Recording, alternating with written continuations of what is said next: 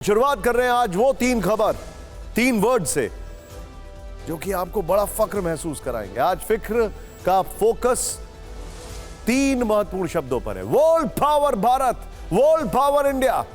आज भारत को यह उपाधि मित्र देश रूस ने दी। रूस के विदेश मंत्रालय की ओर से आए एक बयान में भारत को वर्ल्ड पावर इंडिया कहा गया है। रूस ने यूक्रेन युद्ध के संबंध में भारत की तारीफों में ये तीन बड़े शब्द कहे हैं। ये तीन शब्द इसलिए महत्वपूर्ण हो जाते हैं क्योंकि याद कीजिए, इससे पहले भारत के लिए ऐसी प्रशंसा कब किस देश ने की? पश्चिमी मीडिया के चश्मे से देखें तो भारत हमेशा से सपेरों और तमाशों का देश रहा है। खुद को विश्व का सरपंच समझने वाले अमेरिका तक को हमेशा यही लगता था। वो कहते थे ना, the land of snake charmers. अब नहीं, भारत के मसले भी अमेरिका सुलझाता था, वो हमेशा इस मुगालते में रहता था। लेकिन बीते कुछ वर्षों में जियोपॉलिटिक्स, ग्लोबल पॉलिटिक्स और डायनामिक्स जो हैं, उन्होंने 360 डिग्री के एंगल से अपनी पूरी सिचुएशन को बदल दिया है। पिछले कुछ वर्षों में भारत की वर्ल्ड पावर वाली इमेज तेजी से डेवलप होती जा रही है और सिर्फ रूस ही नहीं बल्कि अमेरिका तक भारत को महत्वपूर्ण देश मानने लगा है। हम भारत की इस वर्ल्ड पावर छवि को आज फिक्र के लेंस से देखेंगे और हम लगातार प्रूफ करते आ रहे हैं, चाहे वो G20 समिट की होस्टिंग हो या ग्लोबल वैक्सीन डिस्ट्रीब्यूशन हो। लेकिन पहले कुछ जरूरी सवाल।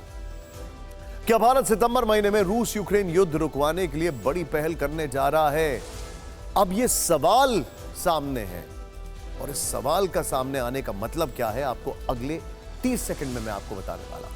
क्या भारत सितंबर महीने में युद्ध से जुड़े सभी प्रमुख किरदारों को बातचीत की टेबल पर लाने वाला है? क्या भारत सितंबर महीने में पूरी दुनिया में पीस मेकर इंडिया बनकर उभरेगा? क्या युद्ध रुकवाने का यह बड़ा कारनामा पीएम मोदी के नेतृत्व में ही पूरा होगा? और सोचिए, हम किनको रिप्लेस कर रहे हैं? एटलीस्ट इस कॉन्वर्सेशन में भारत का नाम अगर आ रहा है तो हमने किस किस को नॉकआउट किया है? पहला नाम था फ्रांस का। जब युद्ध शुरू हुआ यूक्रेन का तो कौन बात कर रहा था पुतिन से? फ्रांस और जर्मनी, शोल्च और मैक्रों।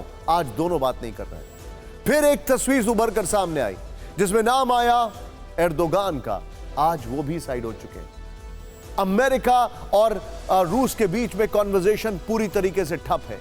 यूरोप और रूस के बीच में एक बहुत बड़ा ट्रस्ट डेफिसिट है। तो आज कौन है जो रूस से बातचीत कर सकता है? चीन के ऊपर तो ऑलरेडी अमेरिका और यूरोपियन कंट्रीज विश्वास नहीं करते हैं। भारत का नाम सामने आ रहा है। फिक्र में इन सवालों को उठाने के पीछे एक बड़ी वजह है सितंबर महीने का कनेक्शन पीएम मोदी के अमेरिका दौरे से है। प्रधानमंत्री मोदी बस कुछ दिनों बाद ही अमेरिका के दौरे पर होंगे। आपको याद होगा, पिछले साल वो स्टेट गेस्ट बन के गए थे।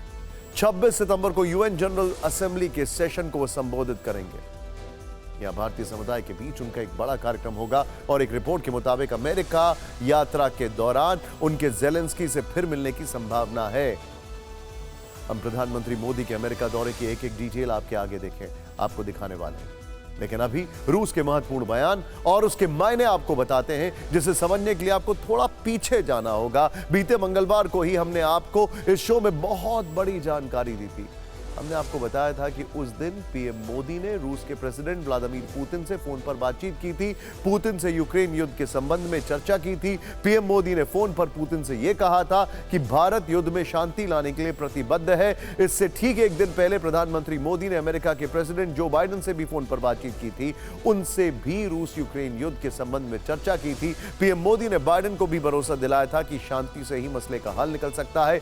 व्हाइट हाउस ने बाद में एक बयान जारी करके बताया था कि बाइडेन ने प्रधानमंत्री मोदी के प्रयासों की प्रशंसा की है। थोड़ा और पीछे चलते हैं। 23 अगस्त की ऐतिहासिक घटना को दोबारा याद करते हैं। प्रधानमंत्री मोदी का कीव दौरा दुनिया में वर्ल्ड ट्रेंडिंग पर था। प्रधानमंत्री मोदी ने प्रेसिडेंट ज़ेलेंस्की से मुलाकात की थी। ज़ेलेंस्की ने खुद पीएम मोदी से शांति दूत बनने की अपील की थी। अब उनके इसी दौरे पर रूस की पहली प्रतिक्रिया सार्वजनिक तौर पर सामने आई है। रूस के विदेश मंत्रालय ने पीएम मोदी की कीव यात्रा को यूक्रेन संकट के राजनीतिक और कूटनीतिक समाधान की दिशा में किया गया व्यावहारिक प्रयास बताया है। और यह उन्होंने तब कहा है जब उन्होंने कहा है कि कुर्स के चलते हम यूक्रेन से अब कोई बात नहीं करेंगे। और ऐसे में अगर वो भारत के प्रयास की सराहना कर रहे हैं तो आप भी समझ सकते हैं कि उनको पता है कि ग्लोबल साउथ में वो कौन सा दरवाजा है जिसको खटखटाना है। इसके साथ ही रूस ने भारत को एक प्रभावशाली वर्ल्ड पावर भी बताया है, जो अपने राष्ट्रीय हितों के अनुसार अपनी विदेश नीति बनाता है। आपको शायद मालूम नहीं होगा कि रूस पर पीएम मोदी के कीव दौरे का कितना असर हुआ है, क्योंकि रूस ने इसके आगे जो कहा उससे भारत के शांति के प्रयासों को लेकर बहुत बड़े संकेत मिले। रूस ने कहा कि वो यूक्रेन के मुद्दे पर अपने भारतीय दोस्तों के साथ बातचीत जारी रखने के लिए तैयार है और वो इस तथ्य के साथ आगे बढ़ने के लिए तैयार है कि भारत रूस की सिचुएशन से अच्छी तरह वाकिफ है। हमने रूस की इस नई प्रतिक्रिया पर विदेश मामलों के जानकारों से बातचीत की। सुनिए इस स्टैंड पर उनका क्या नजरिया है और विश्व कूटनीति के नजरिए से इसे कैसे देखा जाना चाहिए। हम बुद्ध की धरती से आते हैं जहां युद्ध को कोई स्थान नहीं होता है। हम महात्मा गांधी की धरती से आते हैं जिसने पूरे विश्व को शांति का संदेश दिया है।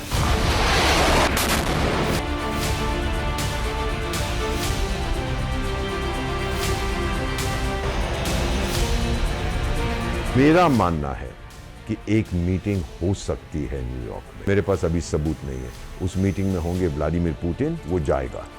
उसमें होगा ज़ेलेंस्की, वो भी जाएगा। जो बाइडेन, और उसमें चेयरमैन जो होंगे, ये क्वाड जो बनेगा, उस चेयरमैन होगा नरेंद्र भाई दामोदर दास मोदी, क्योंकि सब उसकी बात सुनते हैं।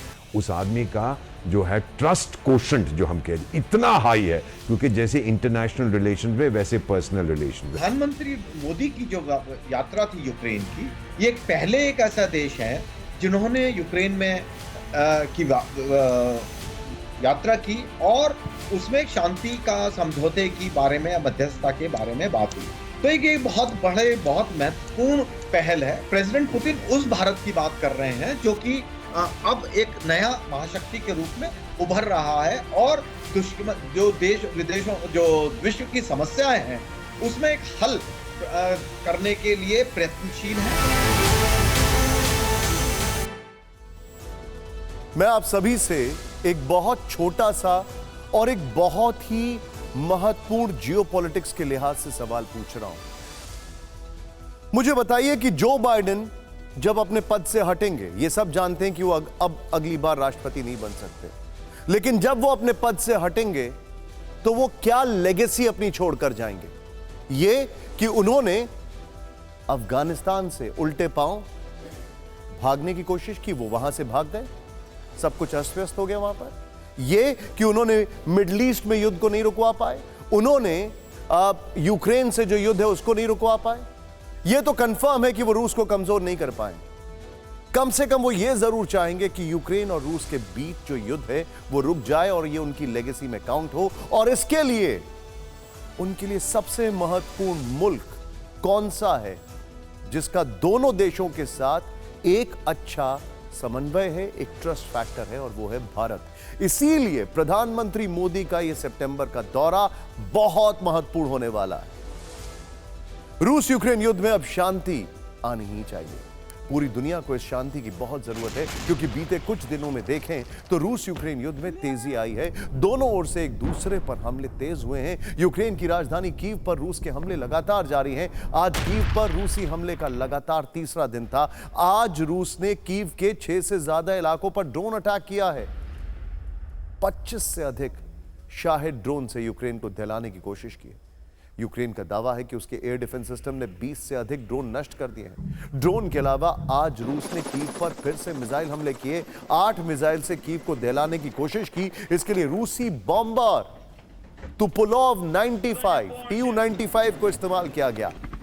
कीव के रिहायशी इलाकों पर टारगेट करने की कोशिश की गई है। ऐसा दावा है कि आज भी रूस ने यूक्रेन के 13 प्रांतों को निशाना बनाया है। सोचिए, जब युद्ध में इतना कुछ विध्वंसक हो चुका हो, तब इसका रुकना कितना जरूरी है। युद्ध में 2.5 साल से जारी ये तबाही कौन रोक सकता है? तो अमेरिका, यूक्रेन और रूस से लेकर पूरा विश्व मान रहा है कि यह कूटनीतिक शक्ति भारत के पास है और इस पर भारत सितंबर महीने में कदम आगे बढ़ा सकता है, क्योंकि सितंबर में प्रधानमंत्री मोदी का अमेरिका दौरा होगा। 22 सितंबर को पीएम मोदी न्यूयॉर्क के नसाओ स्टेडियम में भारतीय समुदाय के खास कार्यक्रम को संबोधित करेंगे। इस मेगा इवेंट का नाम Modi and US progress together रखा गया है। इस कार्यक्रम में पीएम मोदी को सुनने के लिए भारतीय मूल के 24,000 लोगों ने पहले ही रजिस्ट्रेशन करा लिया है। सुन के आपको हैरानी होगी, चाहे वो डेमोक्रेट्स हो या रिपब्लिकन हो, वो सब इस इवेंट को ध्यान से देखेंगे, क्योंकि वहां पर जो इंडियन कॉकस है वो एक बहुत बड़ा वोट बैंक है और प्राइम मिनिस्टर मोदी का एक एक वर्ड इस इंडियन कॉकस को इन्फ्लुएंस करता है। जबकि आपको मालूम होना चाहिए कि स्टेडियम की कैपेसिटी अभी सिर्फ 15,000 है और कार्यक्रम को आयोजित करने वाला Indo American community of US संस्था को उम्मीद है कि यहां भारतीयों की संख्या 30,000 के पार भी जा सकती है। वैसे आपको मालूम होगा कि पीएम मोदी वर्ष 2014 में न्यूयॉर्क के मेडिसन स्क्वायर गार्डन और वर्ष 2019 में ह्यूस्टन स्टेडियम में हाउडी मोदी इवेंट को संबोधित कर चुके हैं। इन दोनों इवेंट में भी भारतीय मूल के लोग अच्छी खासी संख्या में शामिल हुए थे। बल्कि पिछले साल उनका शिकागो में एक एड्रेस था, जो कि समय की कमी के चलते उसको फिर न्यूयॉर्क में कर दिया गया था और एक वो छोटे लेवल पर एड्रेस था, लेकिन उसमें भी हाउसफुल था सब कुछ। इस बार प्रधानमंत्री मोदी अमेरिकी यात्रा जो है उनकी काफी लंबी होने वाली है, क्योंकि यहां वो 26 सितंबर को यूएन जनरल असेंबली के 79th सेशन को संबोधित करेंगे। हालांकि ये जानकारी अभी खुलकर सामने नहीं आई है, लेकिन ऐसी अटकलें हैं कि इस दौरे में वो अमेरिका के राष्ट्रपति से भी मिले और चूंकि ज़ेलेंस्की भी यूएन जनरल असेंबली को संबोधित करने जाएंगे, तो ऐसे कयास है कि वहां पीएम मोदी की उनसे भी मुलाकात हो सकती है। अब फिक्र के लेंस से यह समझते हैं कि क्या युद्ध में भारत की ओर से किए जा रहे प्रयासों से शांति आ सकती है, तो इसका जवाब थोड़ा जटिल है, लेकिन यह जवाब हाँ में हो सकता है। क्योंकि एक तो ऐसे पेचीदा वैश्विक मामले सार्वजनिक मंचों पर हल नहीं होते, लंबे वक्त तक बैकडोर चैनल काम करते हैं और कई दौर की बातचीत के बाद ही इसमें सफलता मिलती है। भारत को इसमें कामयाबी इसलिए मिल सकती है क्योंकि भारत ही एकमात्र देश है जिसके लिए अमेरिका, रूस, यूक्रेन सबके दरवाजे खुले। सबको भारत पर भरोसा है, किसी को भारत की नीयत में छल नहीं दिखता है, जो हर जगह जाकर निष्पक्ष बात करने के लिए स्वतंत्र है, जिसका रूस, यूक्रेन दोनों के लिए काफी सम्मान है। और सबसे बड़ी बात वो ये है कि प्राइम मिनिस्टर मोदी के पास मैंडेट है। ये मैंडेट कहां से मिला है? एक तरफ हम अमेरिका से हथियार ले रहे हैं, तो दूसरी तरफ हम रूस से एनर्जी ले रहे हैं, और दोनों को एक दूसरे की डीलिंग से कोई आपत्ति नहीं है। ये अपने आप में उस मैंडेट के ऊपर एक बहुत बड़ा स्टैंप है कि ये प्राइम मिनिस्टर मोदी की दो अलग अलग ध्रुवों के बीच एक कॉमन एक्सेप्टेंस है।